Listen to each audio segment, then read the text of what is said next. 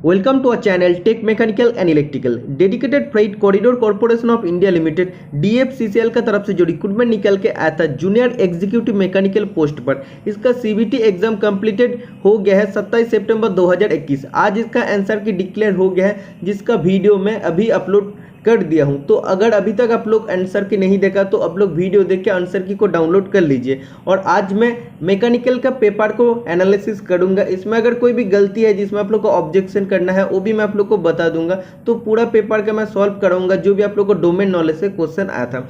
Video start करने से पहले सभी स्टूडेंट्स से मेरा रिक्वेस्ट है, अगर आप लोग अपना अपना आंसर की को चेक कर ली है, आप लोग को कितना मार्क्स आ रहा है ये आप लोग आज का वीडियो का कमेंट बॉक्स में जरूर बताना। तो इसमें हमको पता लग जाता है कि कितना आप लोग अटेम्प्ट किए हैं और इसका पेपर लेवल भी हम देख लिए कितना मार्क्स आ सकता है एक एक स्टूडेंट का तरफ से। तो इसका हिसाब से मैं एनालिसिस करके एक्सपेक्टेड काट ऑफ बनाऊंगा।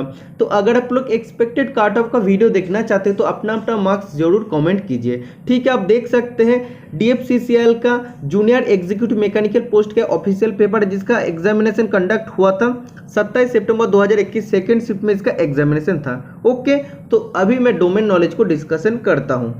आप देख सकते हैं सेक्शन डोमेन नॉलेज। तो आज का 60 क्वेश्चन में ज़्यादा एक्सप्लेनेशन नहीं करूंगा, क्योंकि आप लोग को जस्ट बताना है क्वेश्चन आप लोग को क्या पूछा गया था। क्योंकि जो भी स्टूडेंट एग्जाम दिए थे उसको देखना है कि कोई भी क्वेश्चन पर ऑब्जेक्शन करना है या नहीं, और बाकी स्टूडेंट भी इसका क्वेश्चन पेपर को चेक कर सकते हैं। ठीक है, इस क्वेश्चन पेपर को PDF को डाउनलोड करने के लिए आप लोग टेलीग्राम ग्रुप में जुड़ जाना। टेलीग्राम ग्रुप का लिंक मैं आज का वीडियो का डिस्क्रिप्शन बॉक्स में ऐड कर दूंगा। पहला क्वेश्चन आप देख सकते हैं, Which of the following machine is based upon the principle that the rotating edge of the tool exerts a large force on the workpiece and hole being created in the workpiece? The material is removed from the workpiece by shearing and extrusion process। एक ऐसा machine है जिसका principal होता है जिसमें एक cutting tool का as से बहुत ज़्यादा लार्ज अमाउंट ऑफ फोर्स डाल के वर्कपीस का अंदर से हम लोग मटेरियल को रिमूव करते हैं सीयरिंग और एक्सट्रूशन प्रोसेस का मदद से। तो कौन सा मशीन में ऐसा होता है, ड्रिलिंग मशीन या शेपर मशीन या लेद मशीन या मिलिंग मशीन? तो आप लोग जानते हैं कोई भी वर्कपीस का अंदर अगर होल बनाना होता है तो हम लोग ड्रिलिंग मशीन का इस्तेमाल करते हैं। तो इधर से मटेरियल को रिमूव करके हम लोग होल बनाते हैं और उसमें कौन सा प्रोसेस होता है, सीयरिंग और एक्सट्रूशन दोनों प्रोसेस रहता है। इधर से भी एक क्वेश्चन पूछे जा सकता है नेक्स्ट कोई भी एग्जाम में। ओके, तो इसका आंसर सही दिया है। नेक्स्ट क्वेश्चन नंबर 2 आप देख सकते हैं। तो अभी अगर आप लोग कोई भी CBT एग्जाम देने जाते हो तो इसमें आप लोग को जस्ट डायग्राम से क्वेश्चन पूछा जाता है। तो अभी तो इस एग्जाम में बहुत इजी डायग्राम आप लोग को पूछा है, लेकिन ऐसा भी एग्जाम आएगा आप लोग को जो कुछ ऐसा इंस्ट्रूमेंट का नाम आप लोग को पूछा जाएगा, आप लोग को मैक्सिमम स्टूडेंट के लिए वो अननोन होने वाला है। तो आप लोग डायग्राम को भी अच्छा से देख के जाना। ठीक है, कितना टाइप का जीव होता है सभी डायग्राम आप लोग को देखना पड़ेगा। सेकंड क्वेश्चन में आप लोग को बोला है ये कौन सा मेजरिंग इंस्ट्रूमेंट है। तो आप देख सकते हैं वर्नियर कैलिपर तो है, लेकिन इसमें एक डायल लगा दिया, मतलब ये dial vernier caliper. Dial vernier caliper को हम लोग क्या कहते हैं, शॉर्ट फॉर्म में हम लोग डायल कैलिपर कहते हैं, जिसका लिस्ट काउंट 0.01 मिलीमीटर भी होता है, 0.02 मिलीमीटर भी होता है और 0.05 मिलीमीटर भी होता है। आप देख सकते हैं डायल में दिया है। ओके, तो डिपेंड करते हैं कौन सा रिक्वायरमेंट हम लोग का है। थर्ड नंबर का question, identify the given tool. एक टूल का नाम दिया है, तो एक कौन सा टूल आप देख सकते हैं, स्पैनर, हैमर, चेन रेंज या प्लायर। तो इसका राइट आंसर हो जाएगा चेन पाइप रेंज। ठीक है, जिसका कैपेसिटी होता है 50 से 150 मिलीमीटर वाला डायमीटर वाला पाइप को पकड़ के कोई भी ऑपरेशन करना, उसको घुमाना या उसमें थ्रेडिंग कटना होता है, तब हम लोग उसको पकड़ के रखते हैं। ओके, नेक्स्ट क्वेश्चन नंबर 4 आप देख सकते हैं। एक साइंस से क्वेश्चन पूछा गया है, बोला if a pump can raise 200 litre of water through a height of 300 metre in 1 minute, how much work can it do in 1 hour. बोला है 1 मिनट में कितना 200 लीटर पानी को 300 मीटर हाइट में लेके जा सकता है। ठीक है, तो अब टोटल बोला है 1 घंटा में कितना उसका वर्क डन होने वाला है। तो वर्क डन का फॉर्मूला क्या होता है, फोर्स इनटू आप लोग जानते हैं डिस्प्लेसमेंट होता है। ओके, तो फोर्स का जगह इधर आपको क्या लिखना पड़ेगा, 200 लीटर को हम लोग 200 kg भी लिख सकते हैं। ठीक है, तो 200 हम लोग kg में लिखते हैं। ओके, और इधर क्या बोला, डिस्टेंस दे दिया आपको 300 मीटर। ओके, तो ये तो आप लोग को दे दिया है और ये 1 मिनट में होता है, क्योंकि 1 मिनट आपको बोल दिया है। टोटल कितना आ जाएगा 6, उसका बाद टोटल 4 जीरो आ जाएगा, तो केजी मीटर में आप लोग को आ रहा है। ठीक है, वर्क डन केजी मीटर में आ रहा है, तो ये तो 1 मिनट में हो रहा है इतना वर्क डन। तो 60 मिनट में मतलब 1 घंटा में कितना हो जाएगा, तो 60 मिनट ऐड कर देंगे तो क्या आ जाएगा 36, उसका बाद 50 आ जाएगा। तो option number B is the right answer हो जाएगा। ओके, तो आप देख सकते हैं ये जिसने भी इसका आंसर दिया है 3 ऑप्शन नंबर सी को चूज किया, लेकिन option number C right answer नहीं होगा क्योंकि उसका लास्ट में 60 से मल्टीपल भी करना पड़ेगा। Okay, next question number 5, a dash is widely used to finish the workpiece which is fed against the rotating abrasive wheel. तो इसमें आपको बोला है एक ऐसा मशीन है जिसमें हम लोग वर्कपीस को फिनिश कर सकते हैं, ठीक है। और उसमें क्या होता है, जो उस मशीन का जो एक एब्रेसिव व्हील होता है वो घूमते रहता है, उसका अगेंस्ट में हम लोग वर्कपीस को रख के उसका फिनिश करते हैं। तो कौन सा मशीन में होता है आप लोग जानते हैं, सिर्फ फिनिशिंग ऑपरेशन होता है ग्राइंडिंग मशीन में। ओके, लेकिन लेथ मशीन में क्या काटिंग होता है, ड्रिलिंग मशीन में भी काटिंग होता है, सेपर मशीन में भी काटिंग होता है, लेकिन इसमें फिनिशिंग अच्छा नहीं आता है। तो फिनिशिंग के लिए हम लोग जो एब्रेसिव व्हील यूज करते हैं जिस मशीन में, वो होता है ग्राइंडिंग मशीन। इसमें अलग अलग टाइप ऑफ एब्रेसिव हम लोग यूज करते हैं। तो ग्राइंडिंग मशीन के बारे में मैं अलग से क्लास प्रोवाइड कर दूँ, मेरा चैनल में अवेलेबल है, तो आप लोग देख सकते हैं। ट्रेड से बहुत ही ईजी क्वेश्चन पूछा गया, लेकिन आप लोग को क्या दिक्कत हुआ है, इसमें कुछ क्वेश्चन आप लोग का ड्राइंग से पूछा गया, इंजीनियरिंग ड्राइंग से जो क्वेश्चन पूछा गया थोड़ा सा आप लोग को टफ लेवल का, इसीलिए मैक्सिमम स्टूडेंट के इसमें प्रॉब्लम हुआ है। नहीं तो ट्रेड से जितना भी क्वेश्चन आप लोग को पूछा गया, मैक्सिमम क्वेश्चन 99% क्वेश्चन आप लोग का कॉमन है। आप देख सकते हैं सेपर मशीन के बारे में आप लोग को पूछा है, बोला which one of the following is not true regarding the base of the shaper machine. Shaper machine का बेस के बारे में कौन सा कथन सही नहीं है। तो आप लोग जानते हैं सेपर मशीन का जो बेस होता है या लेथ मशीन का जो बेस होता है किस मटेरियल से बनता है, वो तो बनता है कास्ट आयरन से। तो ऑप्शन नंबर बी तो राइट है। और it supports the entire load of the machine. आप लोग जानते हैं लेथ मशीन में भी क्या करते हैं, लोड टोटल लोड को लेता है। सेपर मशीन में भी कास्ट आयरन जो बेस होता है वो टोटल लोड को लेता है। ओके, और इसका जो कॉलम होता है, कॉलम बेस के ऊपर माउंटेड होता है। लेकिन ये भी सही हो जाएगा, लेकिन 4 नंबर ऑप्शन में जो दिया है the base of the shaper is not able to withstand vibration. तो आप लोग जानते हैं जो कास्ट आयरन हम लोग बेस यूज करते हैं वो क्या होता है, रिड्यूस द वाइब्रेशन। वाइब्रेशन को, शॉक को क्या वो रिड्यूस कर लेता है, इसीलिए हम लोग उसका बेस के हिसाब से क्या यूज करते हैं, हम लोग कास्ट आयरन को इस्तेमाल करते हैं। लेकिन ये जो कथन दिया है ये कथन गलत है, ठीक है, इसीलिए option number D is the right answer हो जाएगा। ओके, नेक्स्ट क्वेश्चन नंबर 7 आप देख सकते हैं, which of the following tool is used to ensure verticality and uniformity during the construction of wall, columns and wooden frame like doors and window। जब हम लोग door, कोई भी खिड़की या दरवाजा हम लोग बनाते हैं, या कोई भी हम लोग अगर दीवार बनाते हैं, वुडन फ्रेम बनाते हैं, तब हम लोग वर्टिकलिटी मतलब ये जो वर्टिकल होता है वो चेक करने के लिए, और यूनिफॉर्मिटी मतलब टोटली यूनिफॉर्म है कि नहीं, ये चेक करने के लिए हम लोग एक टूल यूज करते हैं। तो मैक्सिमम स्टूडेंट एक क्वेश्चन जानता है। तो जब भी हम लोग दीवार बनाते हैं कि डोर विंडो बनाते हैं, तो एक आप लोग जानते हैं प्लाम बॉब हम लोग यूज करते हैं, ठीक है। तो इसका राइट आंसर का जगह प्लाम, रूल एंड बॉब हम लोग इस्तेमाल करते हैं। ओके, नेक्स्ट क्वेश्चन नंबर 8 आप देख सकते हैं, which of the following is a cutting tool used in the drilling machine. Drill machine में एक कटिंग टूल का हम लोग इस्तेमाल करते हैं। तो ड्रिल मशीन में हम लोग क्या इस्तेमाल करते हैं, ड्रिल बिट इस्तेमाल करते हैं। जैसे आप लोग जानते हैं ट्विस्ट ड्रिल होता है, पैरेलल शैंक ड्रिल होता है, अब पैरेलल शैंक नहीं, सॉरी एक गलत बोल दिया, जैसे होता है फ्लैट ड्रिल होता है। ओके, ये तो अलग अलग आप लोग का ड्रिल बिट होता है, ये आप लोग को जानना चाहिए। तो option number C is the right answer हो जाएगा। नेक्स्ट क्वेश्चन नंबर 9 आप देख सकते हैं, identify the given measuring instrument. ये जो मेजरिंग इंस्ट्रूमेंट आपको दिया है, इस इंस्ट्रूमेंट का नाम क्या है, आप लोग जानते हैं वर्नियर कैलिपर हो जाएगा।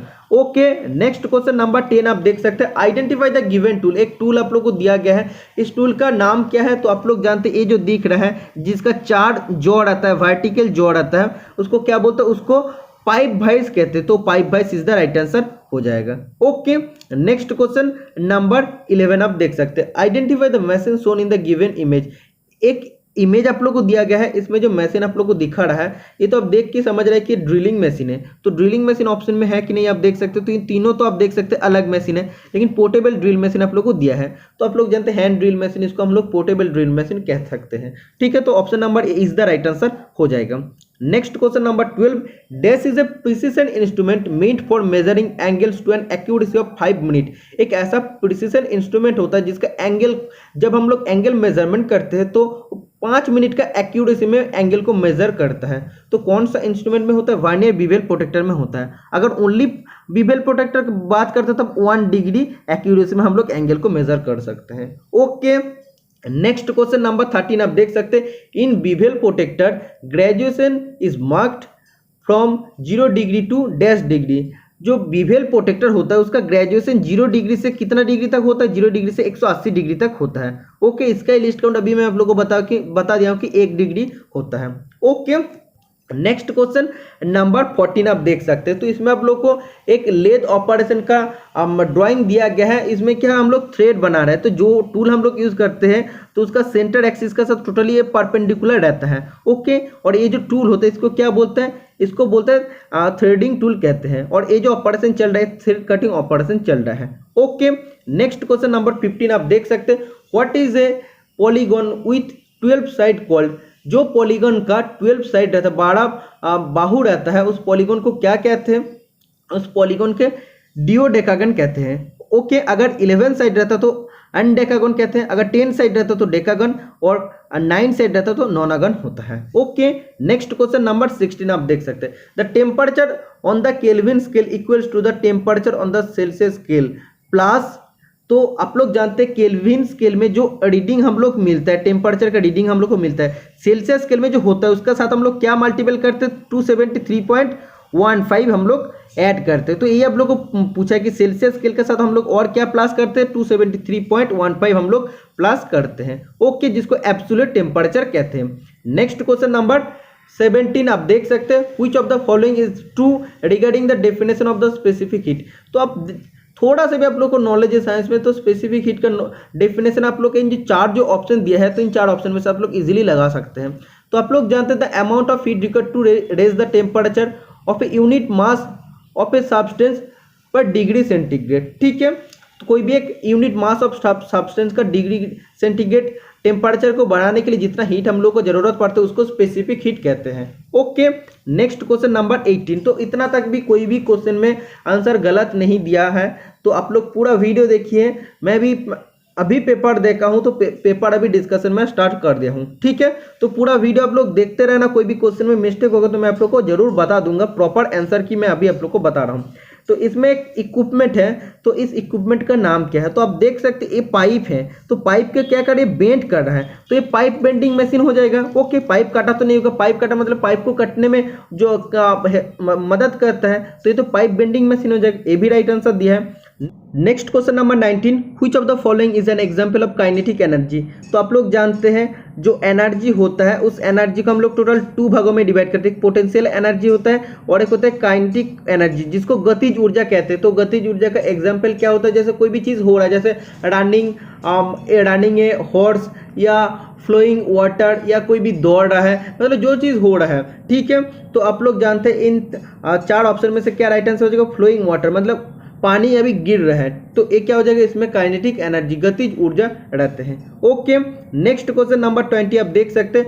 Which of the following tool is used for making holes in would, metal और कंक्रीट। कौन सा एक टूल का हम लोग इस्तेमाल करते हैं वुड, मेटल और कंक्रीट का अंदर होल को बनाने के लिए। तो आप लोगों को मैं पहला क्वेश्चन में बता दिया हूँ कि ड्रिलिंग मशीन का हम लोग इस्तेमाल करते हैं, जिसमें एक्सट्रूशन प्रोसेस और शेयरिंग प्रोसेस इस्तेमाल करके हम लोग इसमें होल बनाते हैं। ओके, नेक्स्ट क्वेश्चन नंबर 21 आप देख सकते हैं। Wiring diagram, circuit diagram and electrical installation diagram are example of which of the following types of engineering drawing.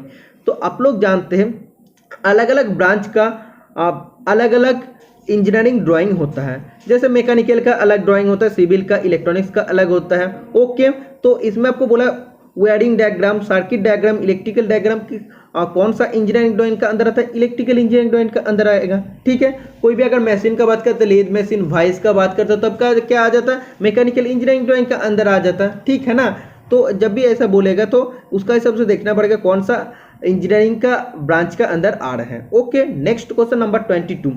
Which of the following is not an element of dimensioning।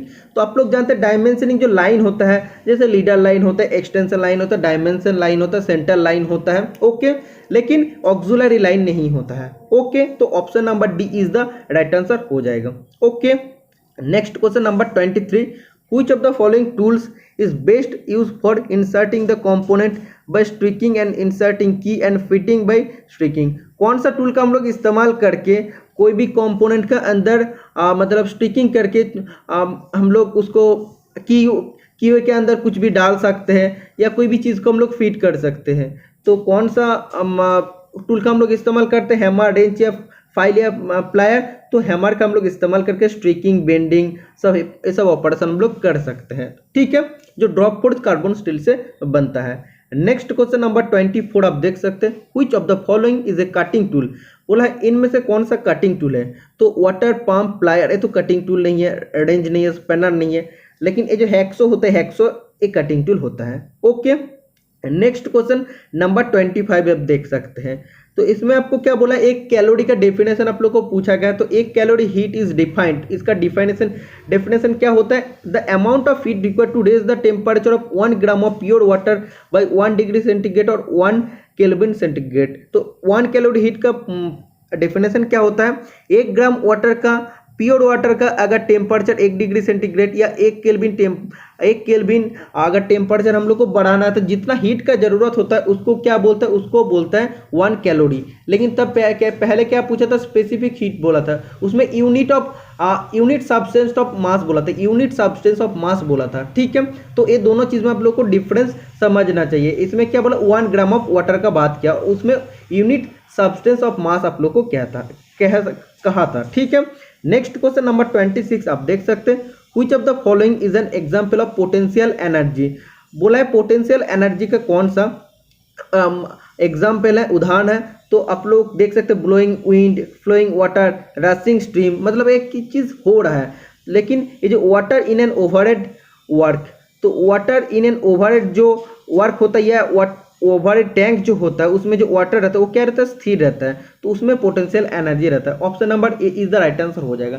एक एक question को मैं आज ज़्यादा डिस्कशन नहीं कर पा रहा हूँ, जस्ट जो आंसर राइट है, जो आंसर गलत है वही मैं आज बताऊंगा, क्योंकि अभी देख सकते जो अभी जहाँ पे मैं हूँ इतना अच्छा जगह नहीं है कि आप लोग को मैं ईच एंड एवरीथिंग समझा पाऊंगा, कि बहुत ज़्यादा नॉइज़ हो रहा है। तो जितना हो सके जल्दी मैं आप लोग को इस क्लास को प्रोवाइड कर रहा हूँ। इसका बाद भी बाकी क्लास में कोई ना कोई क्लास में मैं इस क्वेश्चन को 1-2 करके ऐड करके एक क्वेश्चन को मैं बहुत ही अच्छे से आप लोगों के साथ क्लियर करूंगा।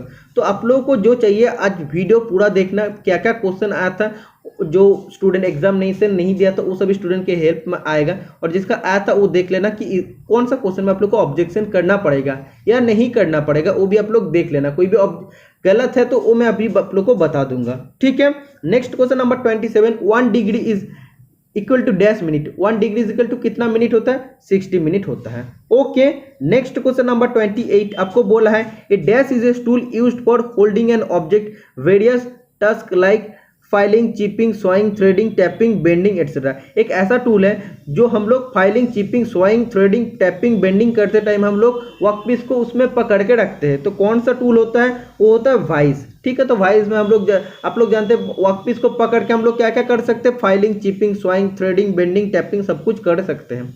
Okay, next question number 29, which of the following drawing instrument is used to draw smooth curves and arcs. कौन सा ड्राइंग इंस्ट्रूमेंट का इस्तेमाल करके हम लोग स्मूथ कर्व या आर्क को ड्रॉ कर सकते हैं। मतलब स्मूथ मतलब क्या, टोटली स्मूथ होके जाएगा, ऐसे स्मूथ होके जाएगा, ऐसे मतलब क्या, राफ हो जाएगा। तो कौन सा ड्राइंग इंस्ट्रूमेंट का यूज करके हम लोग स्मूथ कर्व या आर्क बना सकते हैं, आप लोग जानते हैं फ्रेंच कर्व। तो ये राइट आंसर आप लोग जानते हैं। नेक्स्ट क्वेश्चन नंबर 30 आप देख सकते हैं, तो इसका right answer option number D हो जाएगा। लेकिन इसका भी मतलब एक्चुअल फंडा क्या है ये भी हमको समझ में नहीं आया है, क्योंकि बहुत दिन पहले मैं ड्राइंग पढ़ा हूँ।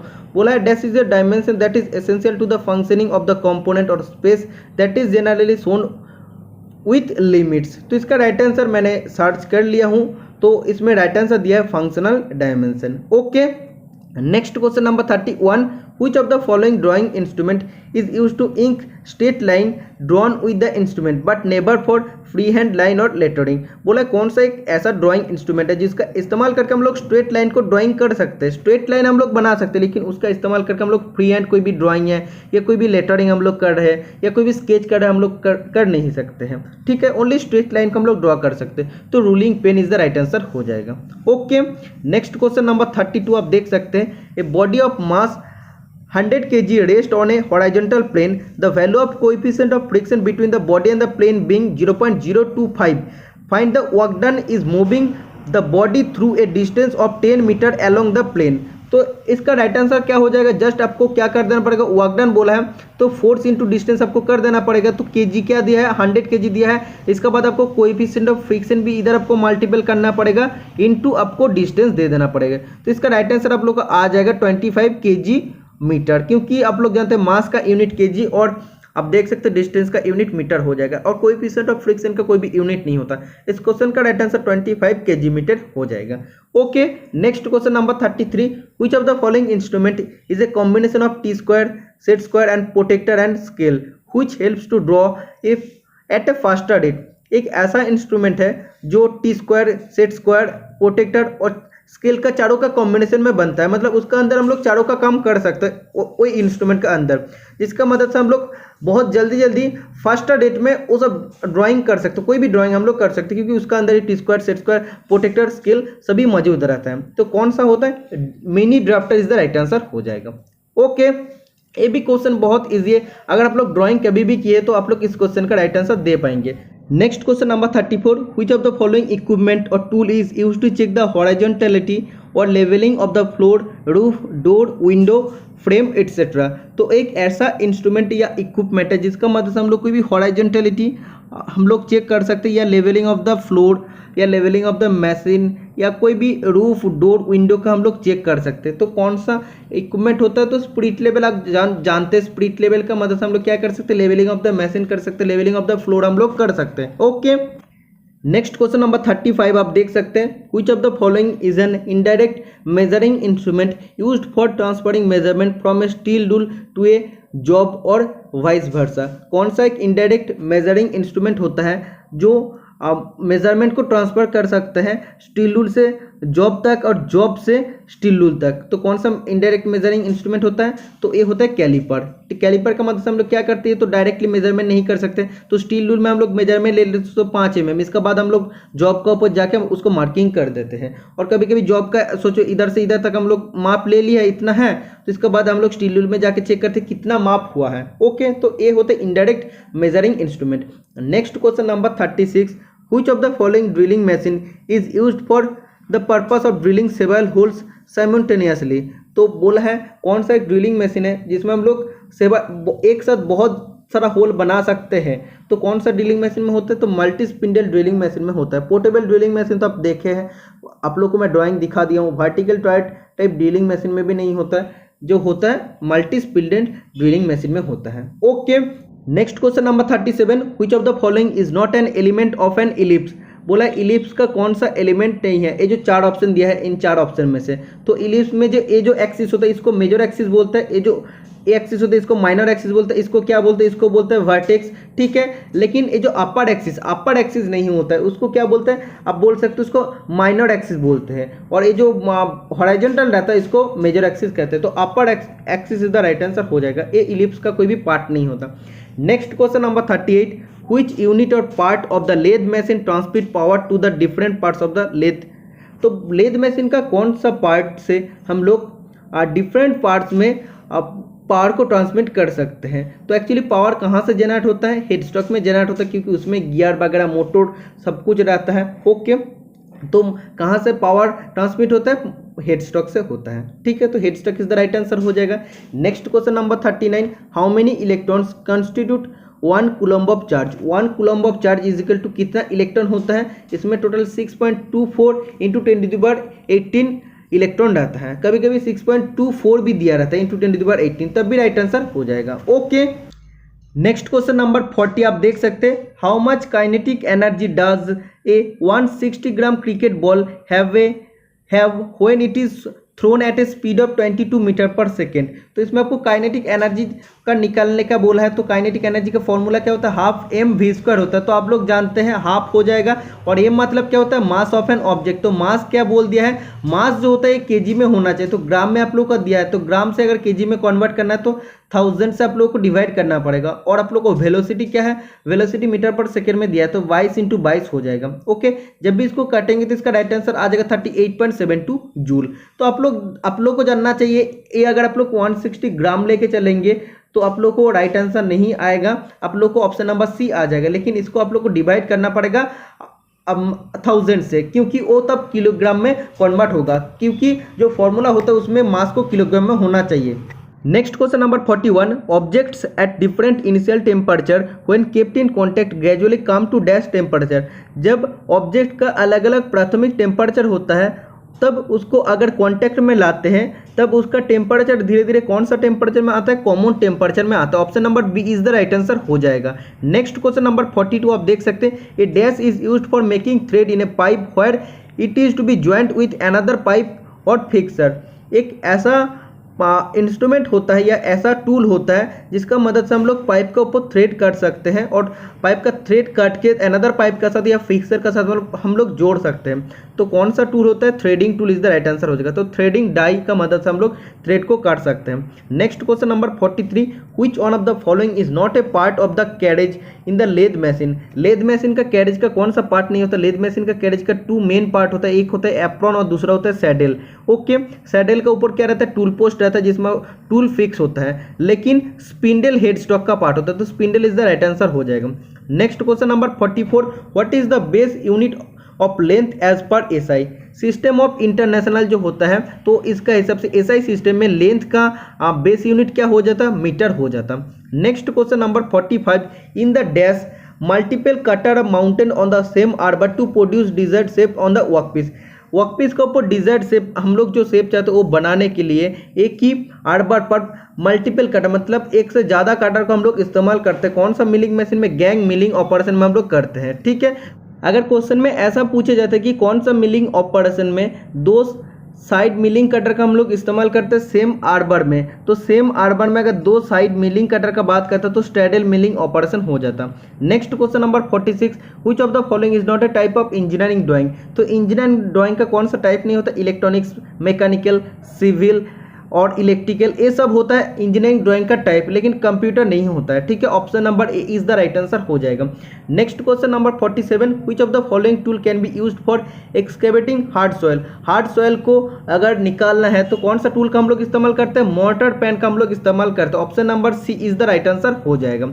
Next question number 48, the unusual behaviour of water between dash is called the anomalous expansion of water.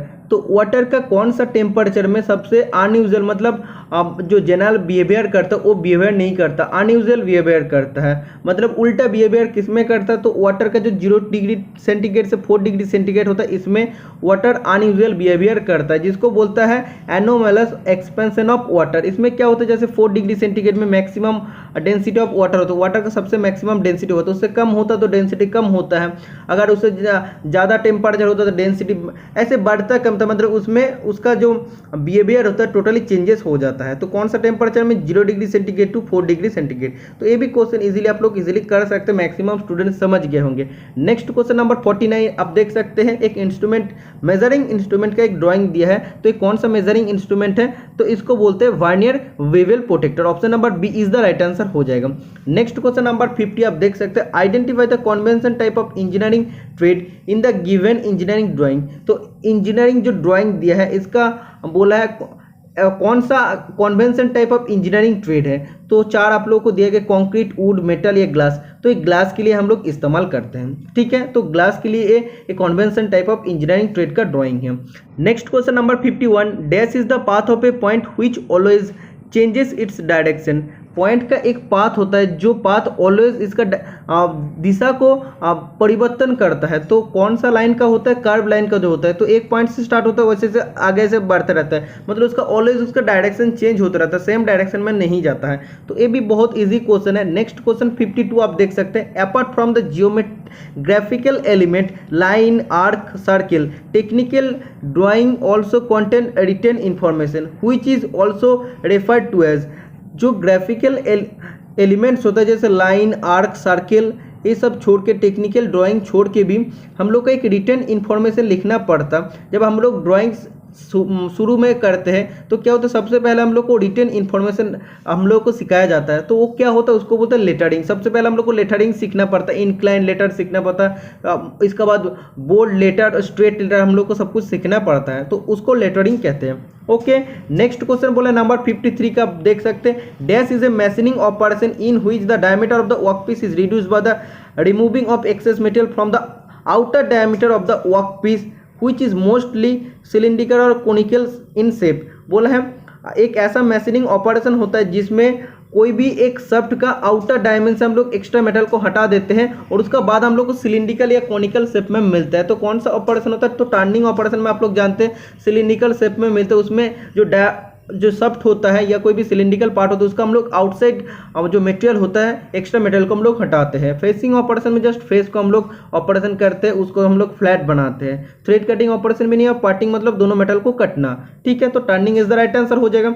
Next question number 54, a load of 16.5 kg is lifted through a height of 3.4 metre, find the work done in kg metre. Science का अगर आप लोग देखते हैं तो each and every numerical common आया है। Work done कैसे निकालना पड़ता है, इसका बाद काइनेटिक एनर्जी कैसे निकालना पड़ता है, ईच एंड एवरी क्वेश्चन में आप लोगों को साइंस का क्लास में सॉल्व करवा दिए थे। DFCCL स्पेशल जो मैं क्लास प्रोवाइड किया था उसमें भी मैं आप लोगों के साथ बहुत ही अच्छा से ये सब क्वेश्चन क्लियर कर दिया था। तो वर्क डन निकालने के लिए सेम बोला है केजी मीटर में, तो केजी और मीटर को जस्ट मल्टीपल कर देना 16.5 इंटू 3.4 तो ऑटोमेटिकली आ जाएगा 56.1 आ जाएगा केजी मीटर में। ओके, तो इजी क्वेश्चन है, बहुत सारा क्वेश्चन कॉमन आया है। सिर्फ इंजीनियरिंग ड्राइंग में मैं ज़्यादा ध्यान नहीं दिया था, इसीलिए इंजीनियरिंग ड्राइंग में कुछ 3-4 क्वेश्चन अनकॉमन आप लोग के आया है। इसमें आप देख सकते हो बहुत easy question, degree, minute, radian, second are the unit of measurement of. तो रेडियन, डिग्री, मिनट, सेकेंड ये मेजरमेंट करते हैं। तो कौन सा चीज़ को मेजरमेंट करते टाइम हम लोग ये सब चीज़ का इस्तेमाल करते हैं। तो एंगल को जब भी हम लोग मेजरमेंट करते हैं तब हम लोग डिग्री, मिनट, रेडियन, सेकेंड में हम लोग उसको प्रकाश करते हैं या हम लोग उसको लिखते हैं। Okay, next question number 56, a dash is used for tightening and loosening nuts and bolts of a standard size. एक स्टैंडर्ड साइज का नट और बोल्ट को टाइटनिंग और लूजनिंग करने के लिए हम लोग कौन सा चीज़ का इस्तेमाल करते हैं, कौन सा टूल का इस्तेमाल करते हैं? तो स्पैनर का हम लोग इस्तेमाल करते हैं। ओके, नेक्स्ट क्वेश्चन नंबर 57 आप देख सकते हैं, identify the given tool used for holding small object. Small object को पकड़ने के लिए आप देख सकते हैं ऑब्जेक्ट भी इधर दिया है, पकड़ने के लिए हम लोग एक टूल का इस्तेमाल करते हैं। तो चेकिंग टूल तो नहीं है, चेन रेंज भी नहीं होगा, फाइल भी नहीं होगा, देख के आप लोग को लग रहा है कि ये प्लायर है। ओके, नेक्स्ट क्वेश्चन नंबर 58 आप देख सकते हैं, in the dash system the basic part is the hole while the shaft is the mating part. इसमें आपको क्या बोला, बहुत ही इजी क्वेश्चन है लेकिन आप लोगों को थोड़ा सा घुमा दिया है। बेसिक पार्ट क्या बोला, होल, मतलब होल कांस्टेंट रहेगा। बेस क्या होता है, बेस डायमेंशन क्या होता है, ऑलवेज कांस्टेंट रहता है। तो बेसिक पार्ट क्या बोल दिया कि होल मतलब एक कांस्टेंट रहेगा। और शाफ्ट को क्या करेंगे हम लोग, मेटिंग करने के लिए हम लोग क्या उसको साइज को वेरी करेंगे। तो जब भी होल को बोलता है कांस्टेंट की है या होल का साइज को हम लोग स्थिर कर दे तो कौन सा सिस्टम होता है, होल बेसिस सिस्टम होता है, जिसको बेसिक होल कहते हैं। तो इधर ऑप्शन के हिसाब से बेसिक होल सिस्टम ही हो जाएगा, होल बेसिस सिस्टम इधर दिया नहीं है इसीलिए। Okay, next question number 59, which of the following mechanical machine works on the principle of the rotating the workpiece and a fixed cutting tool and is also as the mother of machine. तो इसमें आपको बोला है, easily आप लोग इसका answer दे सकते हैं। मदर ऑफ मशीन क्योंकि किसको कहते हैं, लेथ मशीन को कहते हैं। इसमें क्या होता है, इसमें एक फिक्स्ड कटिंग टूल रहता है, कटिंग टूल स्थिर रहता है और वर्कपीस घूमते रहता है। और उसमें उसका बाद क्या होता है, वर्कपीस घूमने की वजह से कटिंग टूल को जब भी हम लोग फीड देते हैं तो वो मटेरियल को रिमूव करते रहता है। और इसको कौन सा मशीन में होता है, ये प्रिंसिपल लेथ मशीन में होता है। ओके, इधर से 2 क्वेश्चन आता है, मदर ऑफ मशीन किसको कहते हैं, लेथ मशीन को कहते हैं। लास्ट एंड फाइनल क्वेश्चन आप लोगों का 1 micrometre is equal to dash millimetre. तो 1 माइक्रोमीटर इज इक्वल टू आप लोग जानते हो 1/1000 मिलीमीटर होता है। तो इस पेपर में एक भी क्वेश्चन का आंसर गलत नहीं दिया है। पहला बार हम देख रहे इतना सारा एग्जाम कंडक्ट करवाया है TCS ने, तो आज मैंने पहला बार देखा कि कोई भी क्वेश्चन में इसमें आंसर की में गलत नहीं दिया। तो ईच एंड एवरी क्वेश्चन का आंसर इसमें सही दिया। तो ऑब्जेक्शन करने का आप लोग को टेक्निकल पार्ट में कुछ नहीं है। अगर आप लोग चाहते तो नॉन टेक्निकल पार्ट को अच्छा से चेक कर लेना, क्योंकि नॉन टेक्निकल पार्ट में अभी देखा नहीं हूँ। ठीक है, तो अगर आप लोग को रिक्वेस्ट आएगा तो नॉन टेक्निकल पार्ट भी मैं सॉल्व कराने का कोशिश करूंगा। तो ये आप लोग का ऊपर डिपेंड करेगा। ठीक है, तो आप लोग अपना अपना मार्क्स को कमेंट कर देना, उसका बेसिस पे मैं सभी पोस्ट का कट ऑफ बनाऊंगा। ठीक है, वीडियो पसंद है तो लाइक कमेंट शेयर कर देना, चैनल को जरूर सब्सक्राइब करके रखना। आज के लिए इतना ही, मिलते हैं नेक्स्ट वीडियो में। टाटा बाय बाय।